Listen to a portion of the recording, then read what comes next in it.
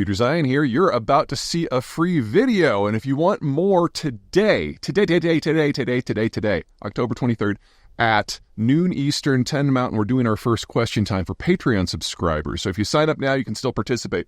Also keep in mind that any subscriptions in the remainder of the month of October, all proceeds for the remainder of the year from those subscriptions are going to help with hurricane relief in Georgia, North Carolina, and Florida. So sign up now for good cause and grill me in person. Hey everybody, Peter Zeihan here, coming to you from New Orleans. It's like 6 a.m., but this is the only time I have today to record, so here we are. The news in the last few days is that the Chinese are doing another stimulus program. It's starting to feel a lot like what happened in Japan in the 1990s, where they'd throw more money into the situation, hoping to generate economic growth, but it never did because their problem at its core is demographic.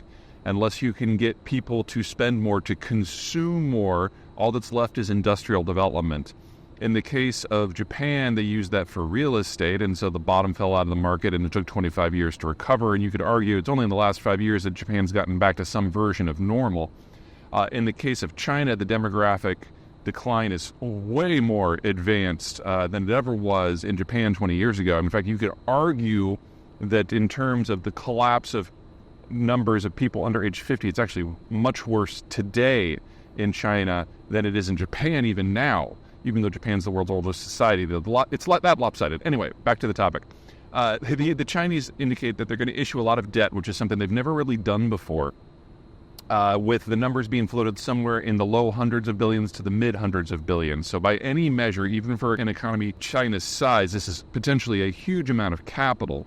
The question, though, is what are you going to put it towards? Three things have been floated. Number one, buying up property that hasn't been finished so it can be finished. Well, that will exacerbate the oversupply of condos, which is already more than enough to house over 1.5 billion people, so that does nothing, except for maybe generate a little bit more public goodwill, because that's where 70% of private savings is. So that'd be a political decision, not an economic one. The second one is to bail out the debt of local governments. Local governments can sell land and issue bonds, but they can't raise taxes.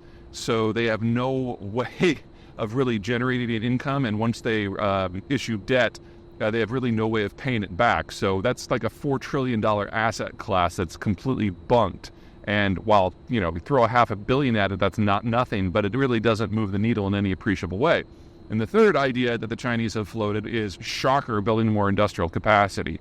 So we're in this weird situation where the Chinese are kind of damned if they do and damned if they don't. I mean, if they do nothing and consumption continues to wither and tariffs against them for their overproduction continue, then their industrial case fails and the population basically falls into impoverishment. This new idea, throwing a lot more money against industrial output, actually generates potentially a worse outcome called deflation.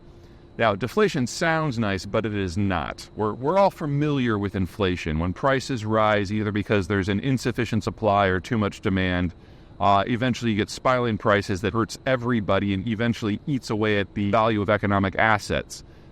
Based on who you are, that's different levels of disastrous. But deflation in many ways is significantly worse. Deflation comes from a similar imbalance between supply and demand, but it's when there's too much supply compared to demand. And in those circumstances, prices start dropping because there's too much stuff, people can't possibly consume it all. And eventually people become used to the prices going down, so they put off their purchases, which increases the disparity between supply and demand even more. And eventually it gets so bad and the oversupply becomes so much relative demand that the industrial base starts to collapse and people start to lose their jobs because nothing is profitable anymore. And then all of a sudden you're hitting it on the demand side as well. The demand is collapsing because people have lost their jobs. Some version of this in a persistent but mild form happened in Japan starting in the late 1990s and continued all through the 2000s and through most of the 2010s. We also had a version of this in the Great Depression. The problem we have in dealing with deflation is ultimately you have to get supply and demand back into whack and so that they're actually aligned with one another again. The two ways to do that are to increase demand or decrease supply. In China, it's difficult to imagine being able to increase demand because there are now more people over age 50 in China than there are under age 50 in China. And generally, it's people under age 40 that are doing most of the consumption. And that is the class that has been completely gutted by the one-child policy, in addition to the world's fastest industrialization process. It's only been a generation since Chinese folks were having, on average, 5 and 6 kids to now having 1. And in fact, in the metros where the majority of Chinese now live, we're now looking at the birth rate being 1/4 or less of replacement levels. We're talking about 0.5 children per woman. There's not enough people to even think about a meaningful consumption rebound. Well, that leaves destroying supply. And in this, the Chinese face 2 problems. Number one, oversupply has been the state mantra for the last 40 years, and that is the Chinese development model. You look around the world, you figure out something that's in demand, you produce it, you use subsidies, you use cheap labor, you produce, not for your domestic market, for the foreign market. You export it. And over the last 40 years, this has moved from product to product to product to product, from steel to cement, and now increasingly electronics products, and now they're trying to get into electric vehicles, and it's just on and on and on and on. Well, in a world that's experiencing breakneck economic and demographic growth, there's some strength to that model. And especially in the 1990s and the 2000s, we had the developing world kind of getting in the act of industrialization and urbanization. But a couple things to keep in mind. Number one, you only urbanize once. And once you do that, your demand for those sorts of product drops. Second, when you urbanize, your birth rate collapses. And if you're, say, Brazil, that means you had a demographic moment in the 90s and the 2000s, but now you're actually aging faster than the European countries, and your demand has kind of hit a plateau. And you're also looking at the Chinese, who are basically doing product dumping at scale. You're like, you know what? I don't want to play this game. And so it's not just the United States and the European Union and Japan and Canada that have put all these tariffs on things like electric vehicles from China. It's also Indonesia, it's also Brazil, it's also Turkey, and most recently Russia.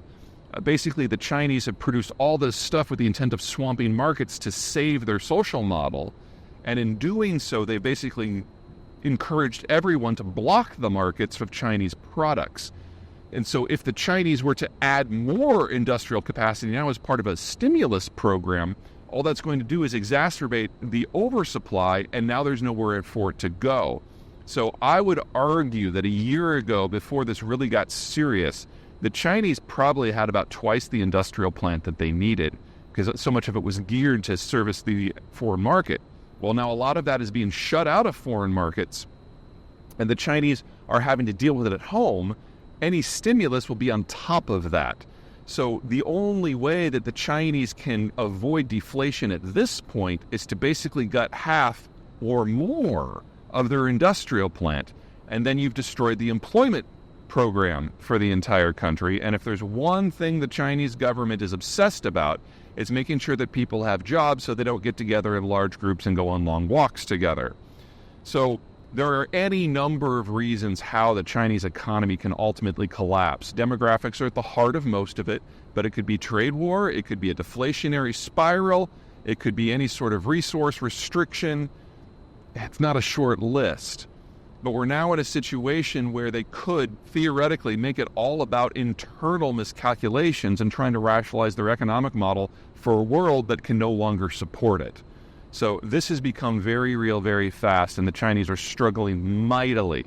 The question is whether or not they can come up with enough policy creativity to try something new. And since Chairman Xi has basically gutted the entire system of all decision makers but himself, I don't think the chances of that are very high. All right, you guys take care.